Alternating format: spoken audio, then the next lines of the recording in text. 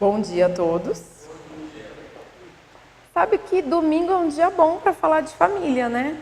É aquela ideia que a gente tem que de domingo as pessoas vão almoçar junto, né? Fazer aquele macarrão com frango, não é uma coisa assim? E a gente sempre fica com isso na cabeça, que domingo é um dia para a família. Alguém aqui mora sozinho? E vocês que moram sozinhas, vocês têm ou tiveram filhos, marido, irmãos, mães, pais e tios, avós? Bom, então, uma coisa que a gente não tem como escapar, a maioria das pessoas, né, é que em algum momento das nossas existências nós temos ou tivemos família. Eu peguei um livro que eu gosto muito e que eu fiquei procurando. Esse livro estava me chamando fazia bastante tempo. E eu falava assim para mim, gente, eu tenho esse livro em algum lugar. Eu vi a capa do livro, eu via o livro e não achava. Achei, ele estava totalmente separado dos meus livros, escondido num arquivo meu. Chama Um Desafio Chamado Família. Alguém já leu? E ele tem muitas orientações bem legais para a gente no dia a dia. E eu vou falar só um pouquinho de algumas coisas, tá? Então, eu esqueci seu nome.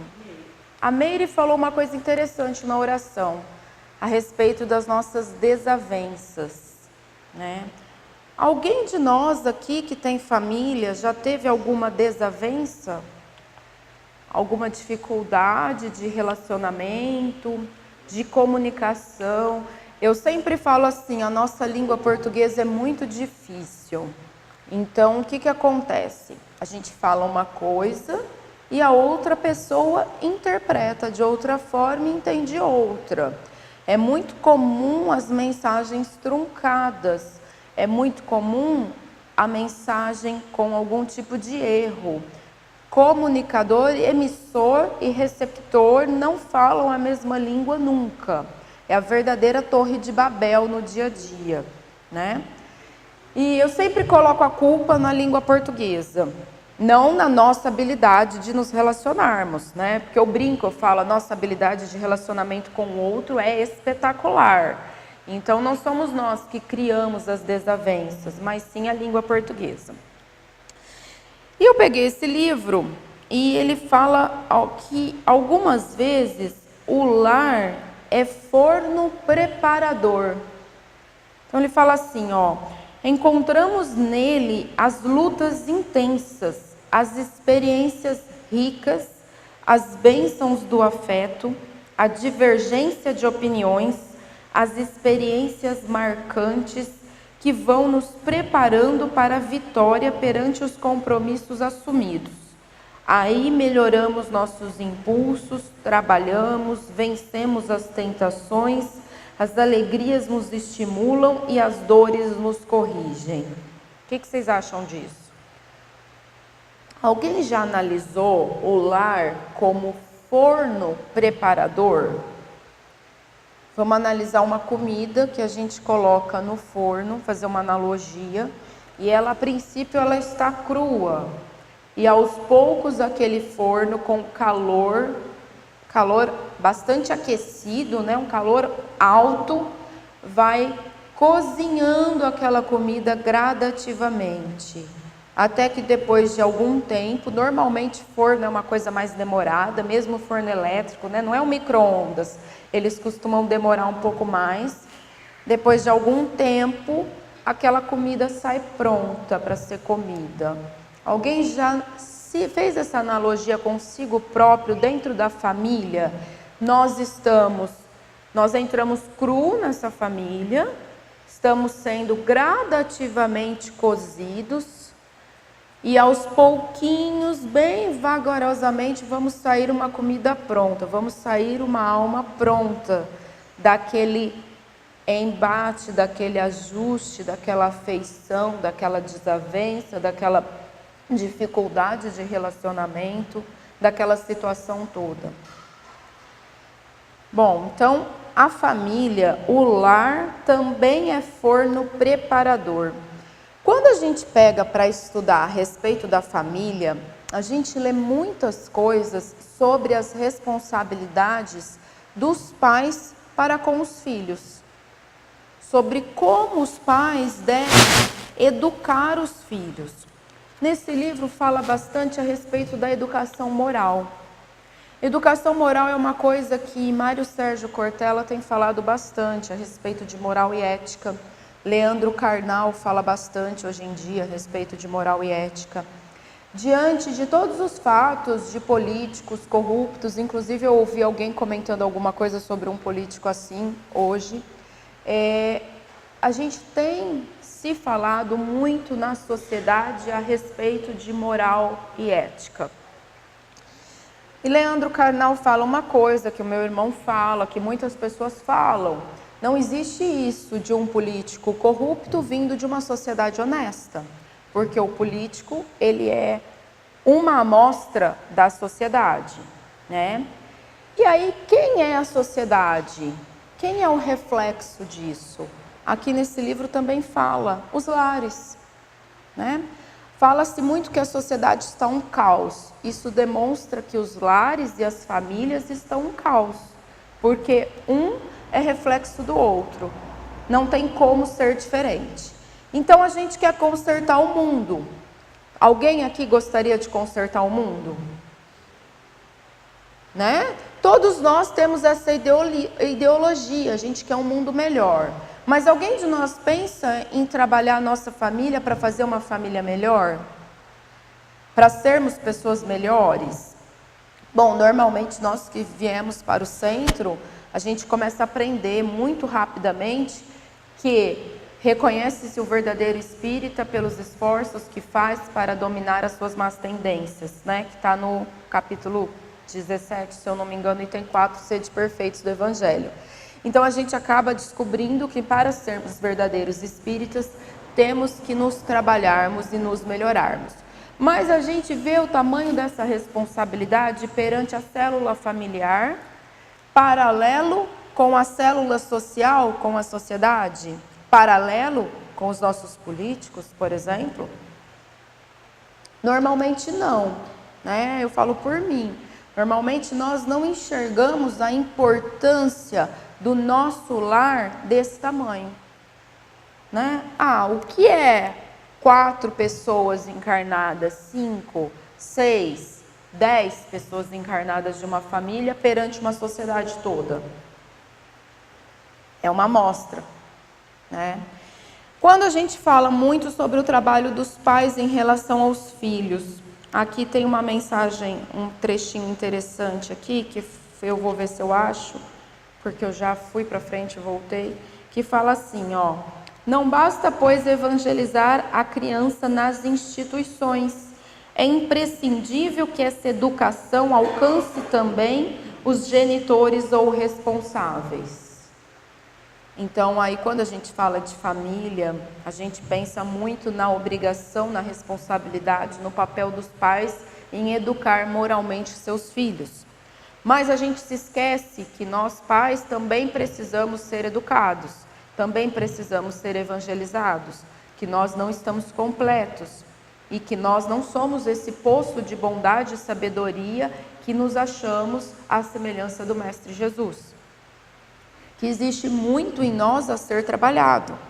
Gente, pelo amor de Deus, eu não estou aqui falando isso para que ninguém se deprima, para que ninguém saia daqui pesaroso, tá? Ao contrário, eu estou dizendo tudo isso aqui para que nós reflitamos sobre o nosso papel no dia a dia, dentro das nossas famílias, e para que nós saiamos daqui mais humildes, mais dispostos a fazermos diferente.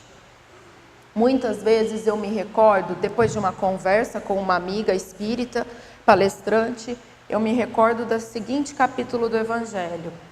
Se eu não me engano é o capítulo 9. Bem-aventurados os que são mansos e pacíficos, é isso? Então o que acontece? Às vezes nós estamos diante de uma desavença e o nosso impulso é falar mais alto, o nosso impulso é fazer a nossa opinião ser a mais importante, ser aquela que vai ficar. Porque por alguma razão a gente acha que nós estamos certos o tempo inteiro. Eu costumo brincar com uma pessoa da minha família, eu falo, ó, mestre encarnado, eu não sabia que você já tinha retornado, né? Eu falo assim, que bom que você está aqui, Jesus conosco. Nós temos isso, nós achamos que nós estamos certos o tempo inteiro e que a nossa opinião deve prevalecer sobre a dos outros.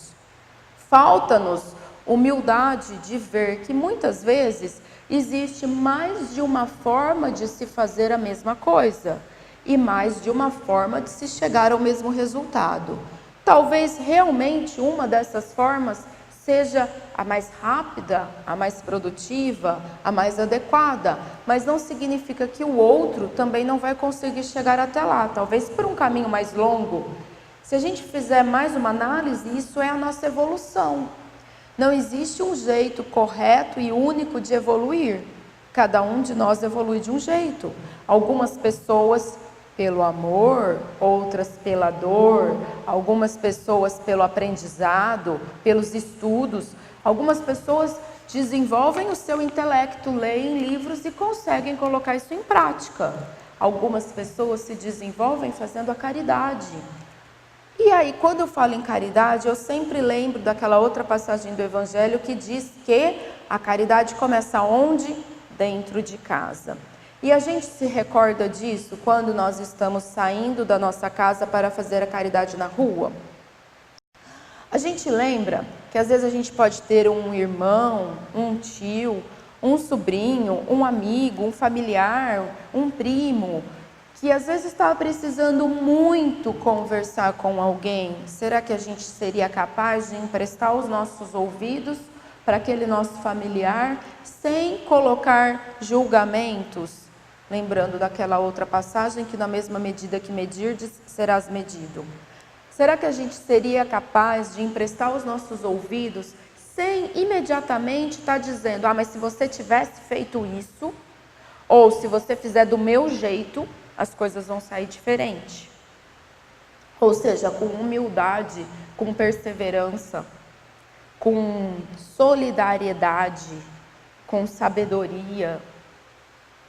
Será que nós seríamos capazes de lembrar da caridade em visitar um familiar nosso enfermo? Todo mundo fala da visita aos doentes. Por que a visita aos doentes é importante? O que vocês acham?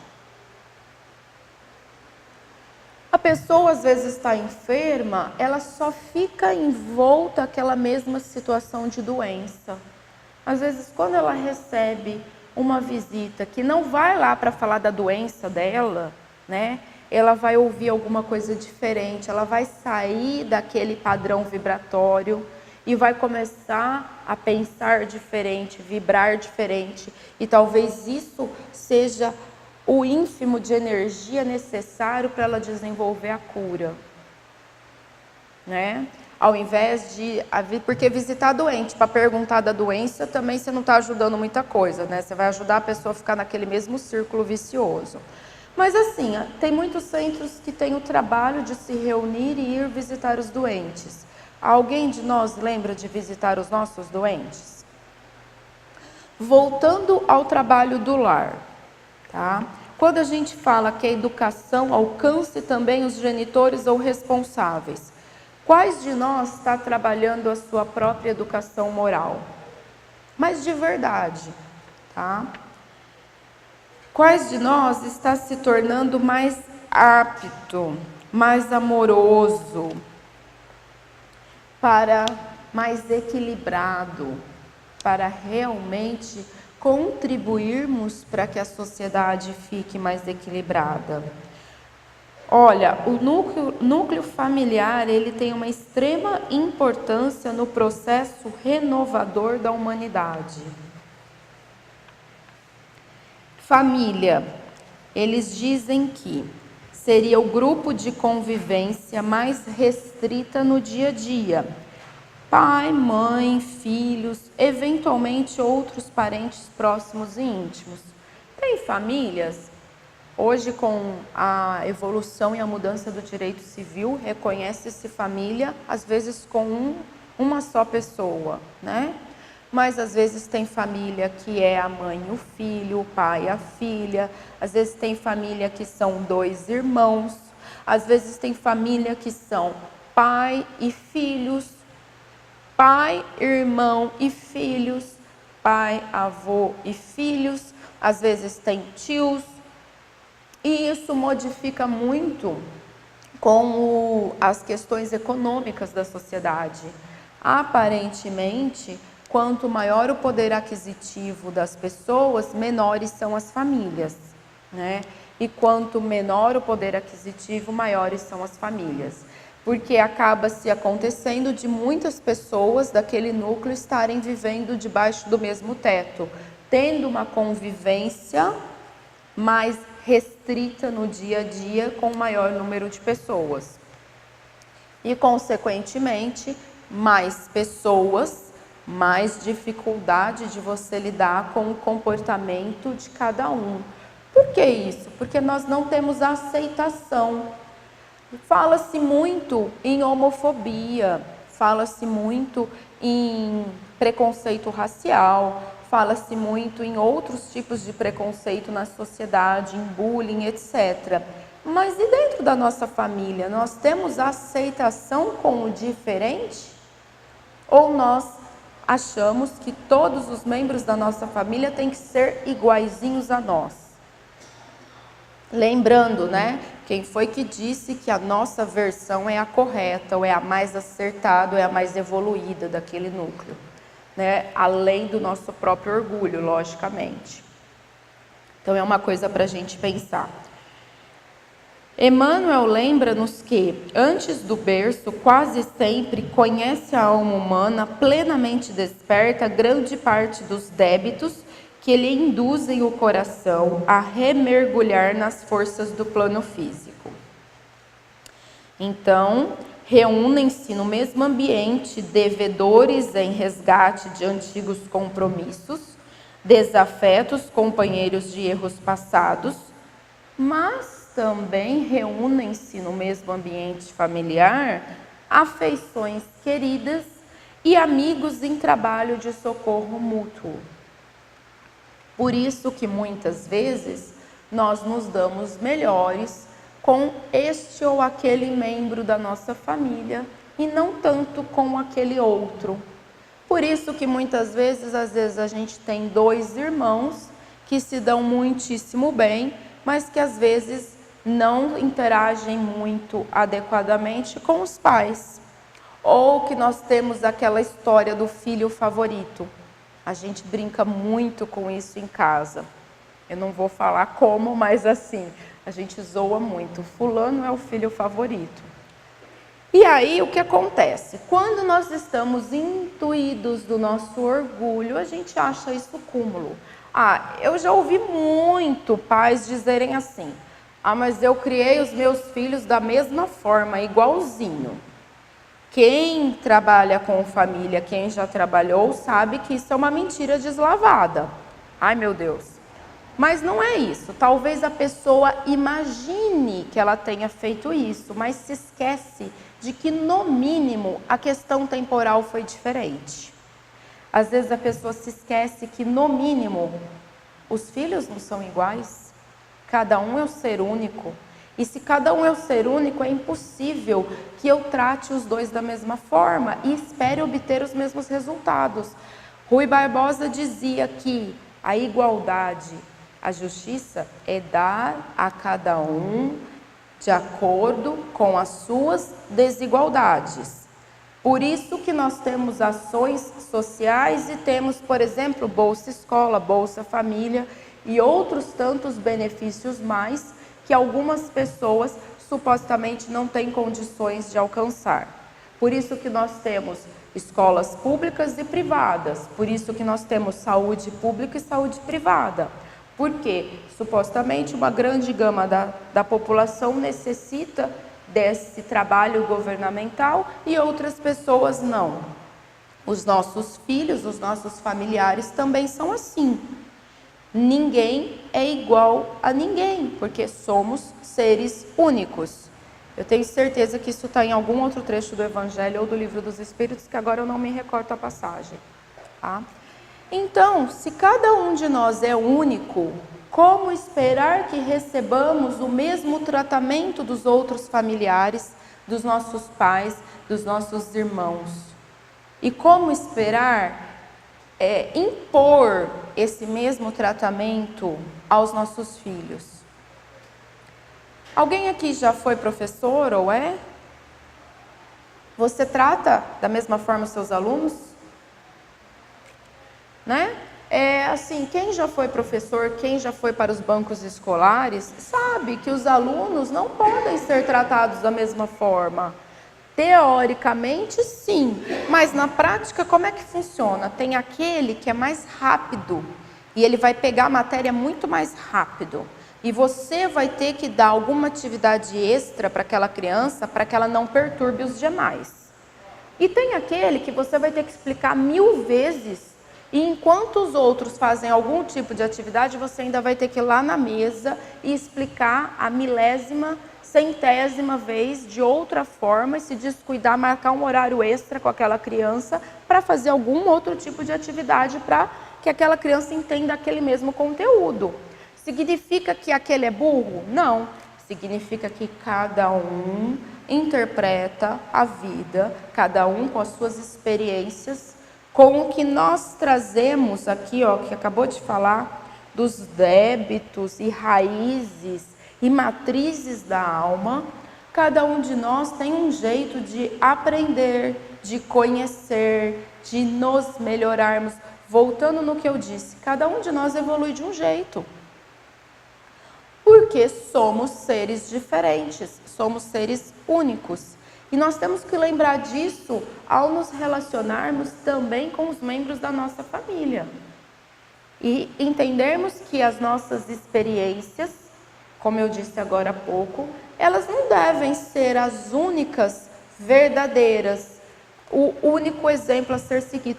Qual que é o exemplo que a gente pode dizer assim, esse modelo, este exemplo deve ser imposto, com umas aspas enormes, a toda a sociedade? O único que a gente pode falar isso? Jesus. Inclusive está aqui, ó, Jesus é o grande psicólogo, educador, médico e mestre maior a nos mostrar o caminho da vitória espiritual. E esse trecho aparece num subitem escrito fonte de socorro, onde nós vamos nos socorrer no dia a dia da nossa evolução e do nosso relacionamento no nosso lar e com as pessoas em geral. Jesus. Qualquer outra fonte de socorro? O Evangelho é o grande roteiro de iluminação das almas, encerrando em si a manifestação do Divino Mestre. Pode o Espiritismo remediar esse mal das dificuldades da vida moderna? Sem nenhuma dúvida.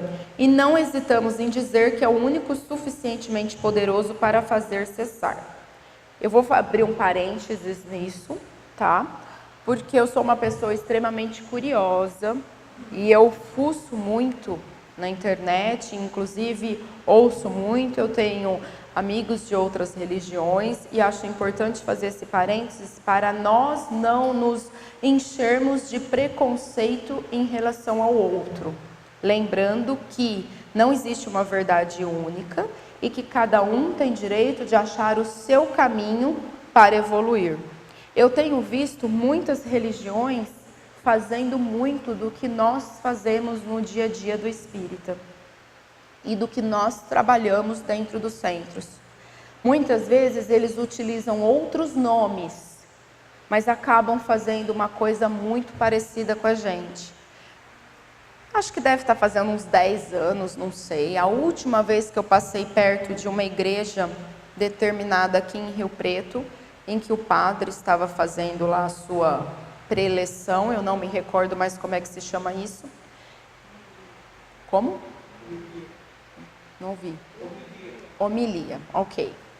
E ele estava falando coisas que nada mais são do que a gente estuda no Espiritismo há muitos anos. E aí eu ouvi aquilo e eu falei assim, mas espera aí. Olhei, falei, isso é uma igreja católica, né?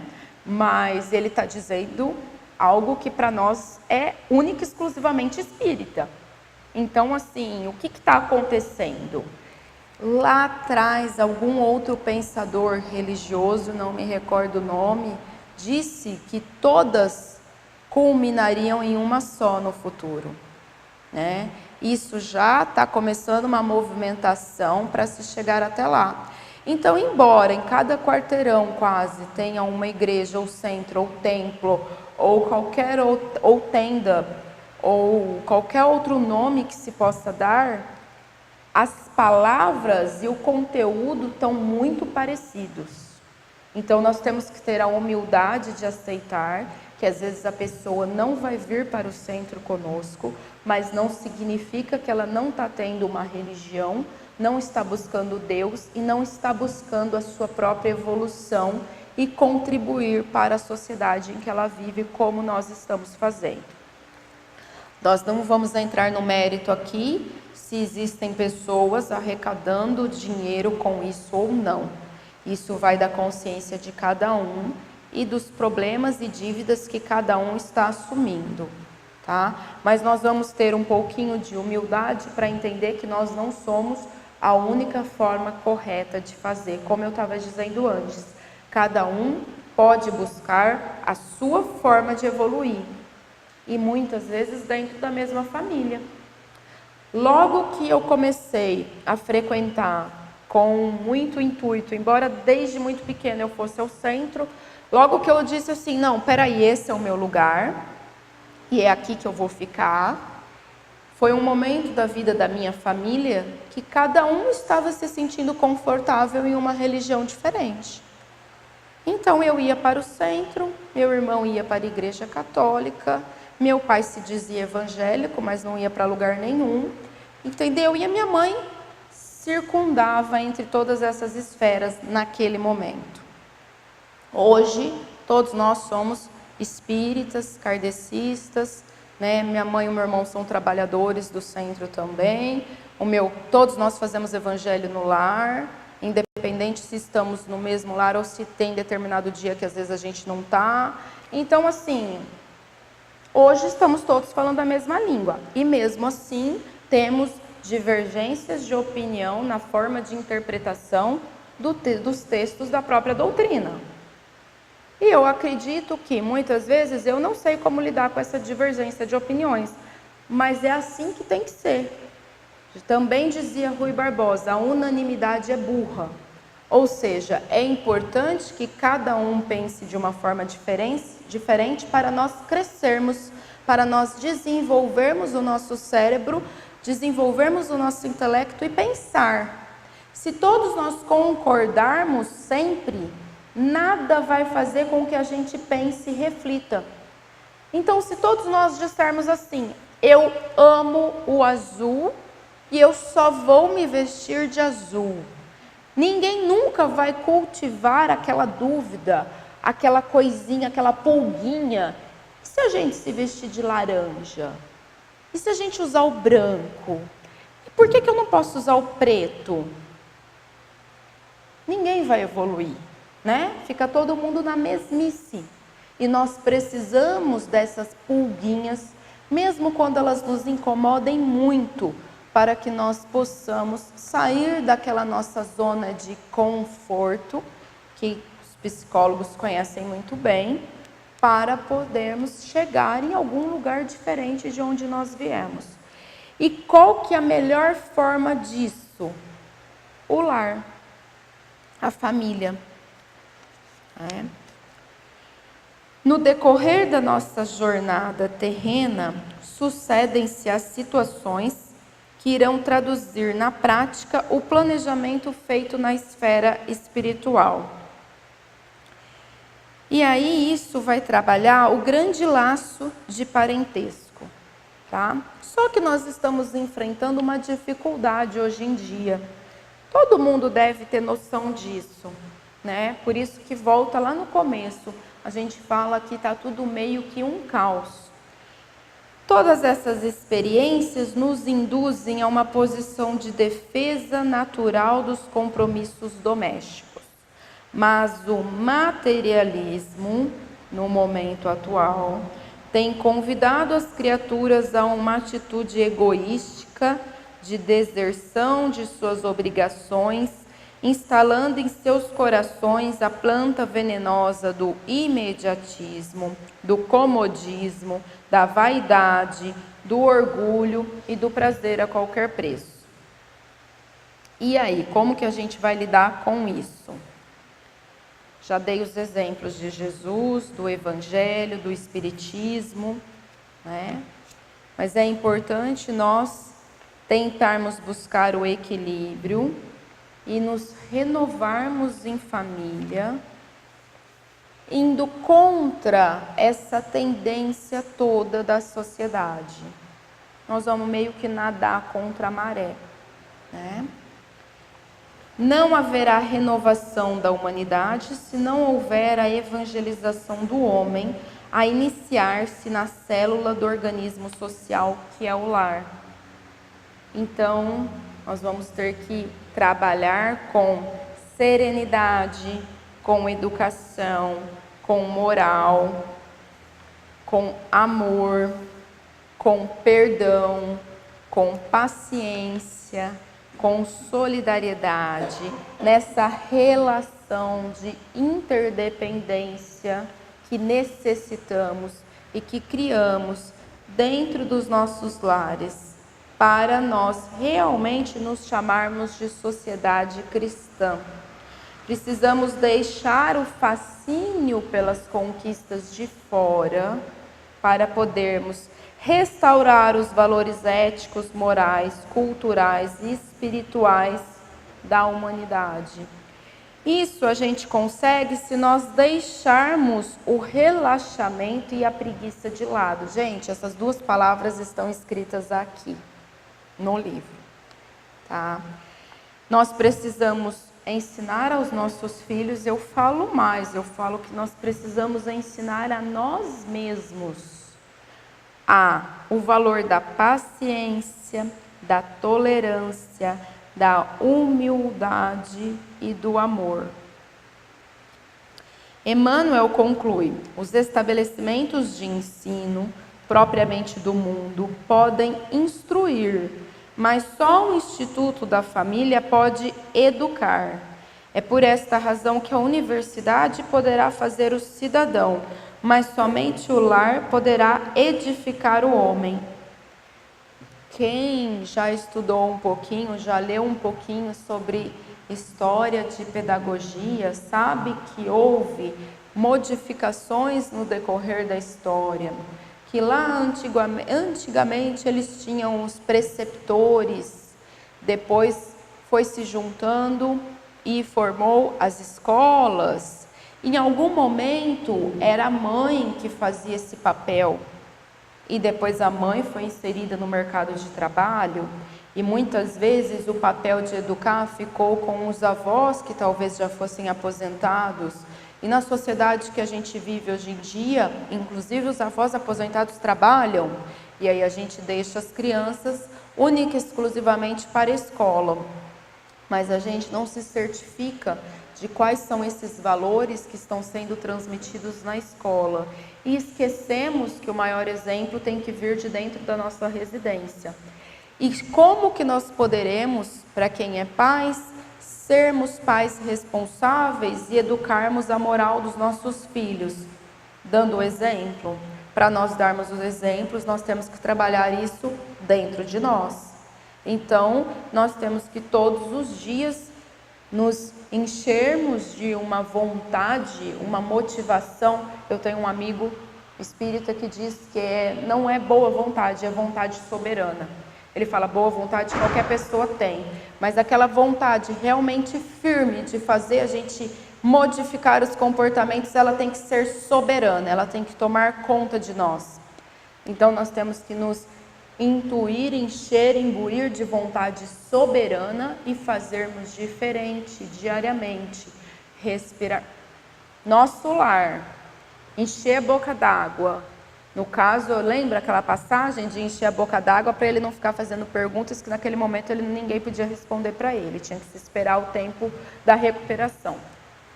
Nós temos que encher a nossa boca d'água e contar até 1000, se for necessário, antes de devolvermos. Lembrei de outra passagem do Evangelho que fala que o problema não é o que entra na boca. Lembra das mãos não lavadas? O problema é o que sai da boca. As escolas cumprem uma importante parte da educação. No lar, entretanto, enxergamos a escola do coração, onde os pais se tornam professores de seus filhos, onde ambos exercitarão seu acervo moral, sendo convidados a desenvolver união e companheirismo. Temos que nos conscientizar hoje em dia da nossa sociedade, como ela anda, que a sociedade é o conjunto dos lares e que cada um desses lares é uma mini sociedade, onde procedamos à reforma de nossa visão, conceitos, condutas que se refletirão na sociedade global. Lares desequilibrados, sociedade desequilibrada. Lares cristãos, sociedade cristã. No ambiente doméstico, as almas se reencontram sob variados motivos, como eu disse agora há pouco. Resgate, apoio, afeições, desafetos, missão e outras mais. Com a finalidade de estreitar os laços que as unem, pois nesse ambiente de convivência contínua, interdependência, na condição de pais, filhos, irmãos, aprendemos a conjugar o verbo amar. Jesus também disse em algum momento que nós devemos amar ao próximo como a nós mesmos. Amar é uma coisa que nós temos que aprender, né? E eu costumo dizer assim, é muito difícil a gente amar ao próximo, porque muitas vezes nós não nos amamos, mas nós não temos consciência disso. Então, quando nós não estamos cuidando de nós mesmos, das nossas almas, do nosso dia a dia, nós não estamos nos amando. E se nós não conseguimos nos amar, como nós vamos conseguir amar ao nosso próximo?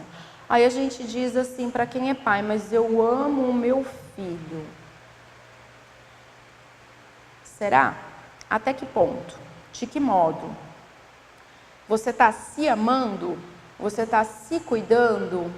Eu amo o meu marido, o meu irmão, a minha mãe, o meu pai, mas você está cuidando de você?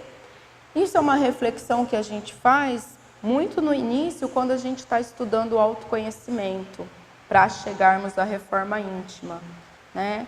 O que nós estamos fazendo conosco mesmo? Vamos lá, eu me amo, mas eu como todo tipo de porcaria que existe no mundo moderno e não estou cuidando desse pacote que me foi emprestado para eu cuidar, para que eu possa me desenvolver nesse momento. E eu também estou dando para a minha família todo esse tipo de porcaria. Será que eu realmente estou amando a minha família? É uma reflexão simples de uma coisa muito ínfima que a gente lida todos os dias, né? E enquanto eu já falei sobre o que a gente fala, né? Eu me amo, mas eu nossa, perdi o português. Eu coloco para dentro, certo? Todo tipo de fofoca social. Eu me alimento daquilo. Eu desesperadamente quero saber da vida alheia.